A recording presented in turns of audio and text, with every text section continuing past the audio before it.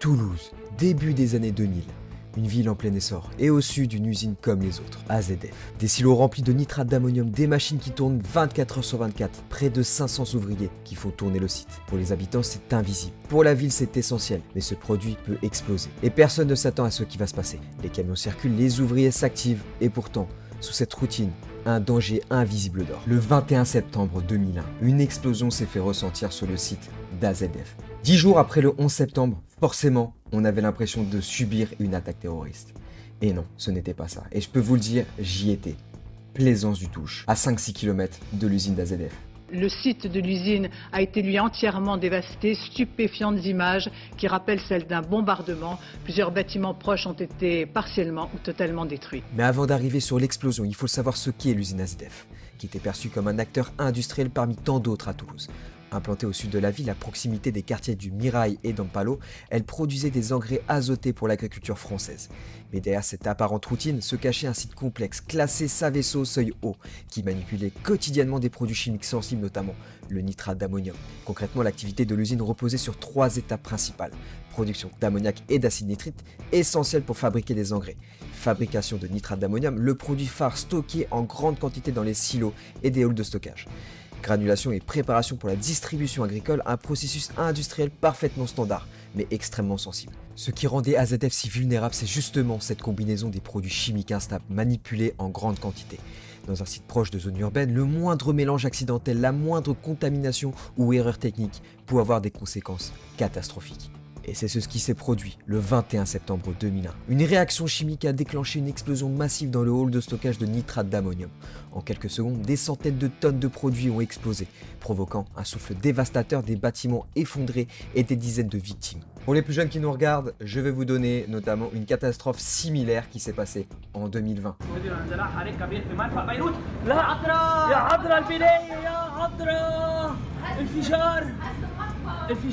Beyrouth, 2020. Un énorme entrepôt de nitrate d'ammonium a explosé au cœur de la ville, détruisant des quartiers entiers et faisant de nombreuses victimes. L'explosion de l'usine AZF à Toulouse en 2001, bien moins médiatisée à l'international, le bâtiment 221, environ 300 tonnes de nitrate d'ammonium explose. La détonation est équivalente à un séisme de magnitude 3,4 sur l'échelle de Richter. Un cratère de plus de 30 mètres de diamètre et 7 mètres de profondeur se forme instantanément. Le souffle traverse Toulouse à plus de 300 km/h. Les vitres explosent, les murs se fissurent, les toits s'effondrent. Le bilan est terrible. 31 morts, plus de 2500 blessés, des milliers de personnes traumatisées. On a eu un grand boom, regardez sur la capot de la voiture, comme une bombe qui a explosé là-bas. C'était là-bas que ça s'est Voilà. passé.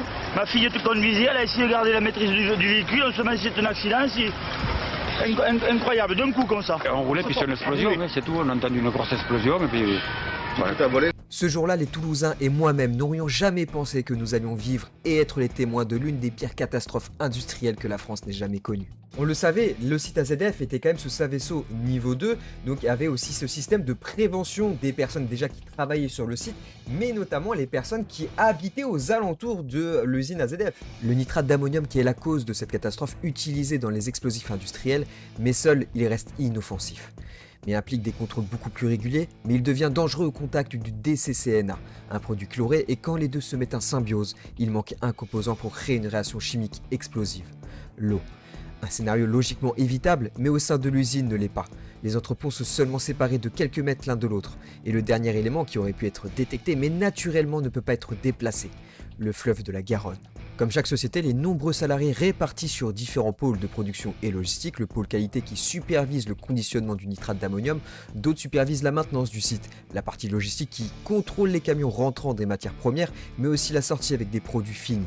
Une journée standard comme les autres au sein du site, mais personne ne se doute du drame qui va se produire. À 10h17 et 50 secondes, une énorme explosion retentit dans le centre-ville. En moins de 5 secondes, le site est réduit en cendres. Une détonation fut entendue à plus de 80 km du site et le souffle, lui, à 3 km. Petit exemple, une grenade militaire qui peut varier entre quelques centaines de kilos d'explosifs. Cette explosion, elle est évaluée entre 20 et 40 tonnes de TNT. Quelques secondes après la déflagration, les Toulousains découvrent un paysage d'horreur, des voitures en ruine, des habitations soufflées. Mais sous la confusion, les automobilistes qui se trouvaient sur l'autoroute juste devant le site d'AZF, le doute s'installe. Mais la certitude se place assez rapidement. Ce n'est pas un attentat comme les personnes qui l'ont ressenti mais sans le voir, c'est une catastrophe industrielle. Et maintenant vient mon témoignage. Oui, comme je vous l'ai dit au tout début de la vidéo, je me retrouvais à Plaisance-du-Touche, non loin de Toulouse. En école élémentaire Alphonse Daudet, un matin, on ressentit cette explosion.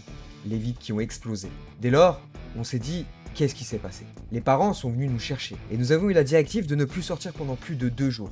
Car des suites de l'explosion, un nuage s'en est sorti de l'usine. Un nuage en forme de champignon, un peu ce qui pourrait faire penser à un champignon atomique. Et dedans, un gaz. Sauf que ce gaz, on ne sait pas s'il était nuisible, nocif pour la santé. Donc, par précaution, on nous a demandé de ne pas sortir pendant plus de 2 jours. Et pour dire, ma mère était enceinte de mon petit frère, qui sera le 1er octobre. La problématique, c'est que derrière, il va falloir reconstruire ce qui a été détruit. Et notamment avec le tribunal, qui aura mis plus d'une dizaine d'années à se mettre en place. L'heure est à la recherche de survivants, 31 morts, 2500 blessés, qu'ils soient mutilés ou ayant perdu l'audition. 26 000 logements dégradés dans un rayon de 6 km, 1200 familles déplacées, 74 écoles touchées. Le jour J, le peuple français retient son souffle. Que s'est-il vraiment passé? Le président de la République française, Jacques Chirac, et son premier ministre, Lionel Jospin, se déplacent à Toulouse pour percevoir l'état de la ville. J'ai été terriblement impressionné par les dévastations que j'ai aperçues sur le site. Naturellement, je pense d'abord à tous ceux qui sont victimes déjà, dont nous savons que le nombre est significatif. Nous avons voulu être auprès des blessés, de ceux qui sont touchés, choqués, pour leur dire que nous sommes avec nous, nous les entourons. Je ressens, comme toujours en cas de drame, une très grande peine, une très grande émotion. On a vraiment l'impression qu'on est personnellement touché quand on voit ces hommes, ces femmes, ces jeunes blessés légèrement, tant mieux. Et là on a le sourire, ou hélas plus gravement. Et là on se sent forcément personnellement touché, comme le remarquait tout à l'heure le maire de Toulouse. Selon certaines rumeurs, la cause de l'attentat terroriste est vite écartée. Pourtant la probabilité et la coïncidence est logique. Seulement 10 jours après les attaques du World Trade Center. Aucun groupe n'a revendiqué l'attaque, mais après quelques pistes, l'épicentre provient d'un hangar, l'hangar 221, là où est stocké le fameux nitrate d'ammonium, un enchaînement de petites négligences humaines qui a causé cette catastrophe. Une demi-heure avant l'explosion, un manutentionnaire aurait déchargé du matériel chloré non loin du hangar 221, juste devant pour être précis. Mais sans le savoir, là où le manutentionnaire dépose la marchandise, il reste du nitrate d'ammonium sur le sol. Autre facteur non négligeable et que les Toulousains connaissent très bien, c'est le vent d'automne. Un vent chaud et humide, beaucoup de facteurs visuellement insignifiants qui engendrera la catastrophe que l'on connaît tous. Un enchaînement de négligence humaine, une routine dangereuse. Maintenant, ce que veulent les familles des victimes, c'est bien entendu la justice. Et élucider qui en est la cause. Il faudra attendre 2008 pour avoir le premier tribunal officiel de cette affaire. Mais plus d'une fois, le parquet interjette le jugement précédent. Le 24 septembre 2012, condamne la société Grande Paroisse et le PDG du complexe, Serge Bechelin, pour homicide involontaire, 225 000 € d'amende pour la société et 45 000 € pour Bechelin. Pour les familles des victimes, cela ne suffit pas. Pour couronner le tout, la société Total et l'ex-PDG seront relaxés pour la thèse de l'accident. Même constat pour le procès et renvoi de 2017, les familles des victimes seront dédommagées à plus d'1 milliard d'euros. Mais rien ne ramènera les personnes disparues. Mais les familles demandent de la reconnaissance envers ce qu'il s'est passé, les défaillances humaines qui ont conduit à cette explosion. Depuis ce que l'on pourrait nommer le Ground Zero d'AZF se place un mémorial qui permet aux familles de victimes de se recueillir, mais de ne pas oublier ce que ce genre d'événement peut se reproduire. Chaque année, le 21 septembre, une commémoration en la mémoire des vies perdues. Sur les lieux de l'accident, les traces, les souvenirs, mais aussi la renaissance de quelque chose de plus positif. La création d'un centre de recherche sur le cancer, l'Oncopole de Toulouse. Mais une question reste à élucider. La réponse, on ne la saura peut-être jamais. Y avait-il un problème sur la sécurité de l'usine? Aurions-nous pu l'éviter? On parle souvent de sécurité maximale, mais à AZF, la réalité a frappé fort. Le risque zéro n'existe pas, seulement des risques qu'on sous-estime. Ah, l'usine AZF. Quelle catastrophe qui a marqué tellement les esprits. Comme je vous l'ai dit tout au long de la vidéo, seulement 10 jours après les attentats du 11 septembre. Et forcément, Toulouse, qui est quand même un centre névralgique de l'aéronautique et notamment de l'aviation, on s'est tous dit, à la base, peut-être que ça aurait été une cible. Et quand ça a explosé, forcément que le doute est arrivé en premier sur les attentats. Et plusieurs heures plus tard, on apprend que l'usine AZF était un accident. Un accident qui aurait pu être évité, peut-être, mais avec des peut-être et des si, on refait le monde. Est-ce que cette catastrophe nous a permis d'apprendre? Bah pas forcément. Regardez à Beyrouth, ce qui s'est passé. Exactement le même principe du nitrate d'ammonium. Est inoffensif seul, mais en combinaison avec le DCCNA et l'humidité, l'eau et ben ça en devient un agent explosif. Est-ce que la cause vient du manutentionnaire? Est-ce que ça vient du fait de la géolocalisation de l'usine au bord de la Garonne? Ce vent d'autant, c'est compliqué. Il faut se dire, c'est qu'à la base, cette usine était là il y a plus de 80 ans. Toulouse, à l'époque, était moins vaste. Les habitations se sont rapprochées de l'usine et l'usine s'est retrouvée